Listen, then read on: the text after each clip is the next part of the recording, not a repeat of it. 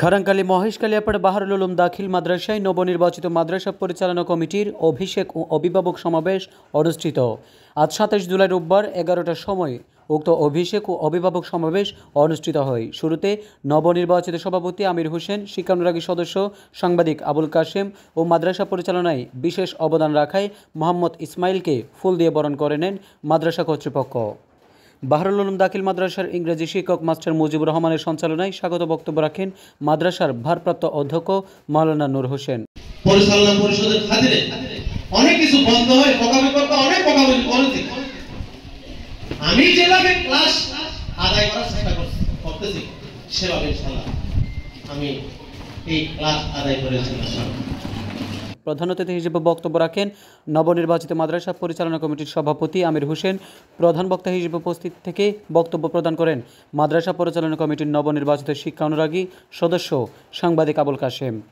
বিশেষ অতিথি হিসেবে বক্তব্য রাখেন খারাঙ্কালী দারুত তাওহীদ ইসলামিয়া মাদ্রাসা পরিচালনা কমিটির সভাপতি মাওলানা বদিউল আলম, অ্যাঞ্জেলস কেয়ার একাডেমির প্রধান শিক্ষক নুরুল আমিন, শিক্ষা অনুরাগী ও সমাজসেবক মোহাম্মদ ইসমাইল, দাতা সদস্য জাফর আলম হেলালি, অভিভাবক সদস্য দেলোয়ার হোসেন, শিক্ষক প্রতিনিধি মাওলানা আজিজ সহ নবনির্বাচিত কমিটির অন্যান্য সদস্য, অভিভাবক, শিক্ষক ও ছাত্রছাত্রীবৃন্দ উপস্থিত ছিলেন। এ সময় নবনির্বাচিত কমিটির নেতৃবৃন্দরা শিক্ষার মান উন্নয়নে গুরুত্বপূর্ণ ভূমিকা রাখার প্রতিশ্রুতি দিয়েছেন এবং একাডেমিক কার্যক্রম পর্যবেক্ষণ, উন্নয়ন পরিকল্পনা প্রণয়ন এবং বাস্তবায়নে সর্বোচ্চ সহায়তা করা হবে বলে জানান। এর বাহারুল মাদ্রাসার আগামী বারগুলো এসএসসি দাখিল পরীক্ষা দিতে আবেদন পাইব ও শিক্ষক কমিটি অভিভাবক এই তিনবার সমন্বয়ে সেরা রেজাল্টগুলো জিএসডি করা করে এর আবেদন করি এবং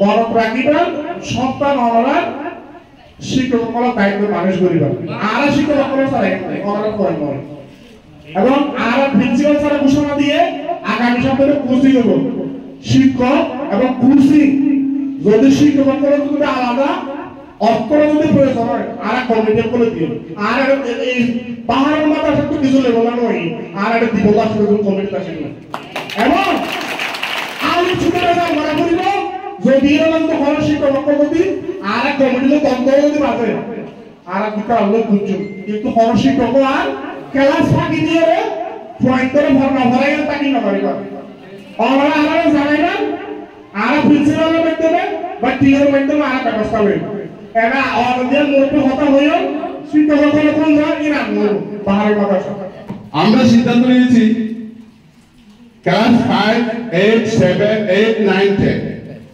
এক তারিখ থেকে কোচিং হবে আলহামদুলিল্লাহ। ক্লাস 5, 8, 9, 10 এই সংবাদটা আপনাদেরকে দেওয়ার জন্য আপনাদেরকে এখানে আনা হয়েছে, উপস্থিত করা হয়েছে। আপনাদের ছেলে মেয়েদেরকে মাদ্রাসা খোলার পর থেকে পরীক্ষা পর থেকে দেখছি ছাত্রছাত্রী উপস্থিতি খুবই কম। এগুলো আপনাদের খেয়াল করতে হবে না, আপনাদেরকে তদারকি করতে হবে। লেখাপড়া করাচ্ছে মানুষ হওয়ার জন্য। আপনার সন্তান সন্ততিকে মাদ্রাসা দিচ্ছেন, স্কুলে দিচ্ছেন তার ভবিষ্যৎ সফলতা আনার জন্য। সেখানে যদি তার ভবিষ্যতের বিষয়ে যদি আপনি একটু তদারকি না করেন তাহলে তো ওই ছাত্রছাত্রীদের সামনে আগাতে পারবে না। এর আগে মাদ্রাসায় অতীতের নানা অনিয়মের কথা তুলে ধরেন অভিভাবকরা।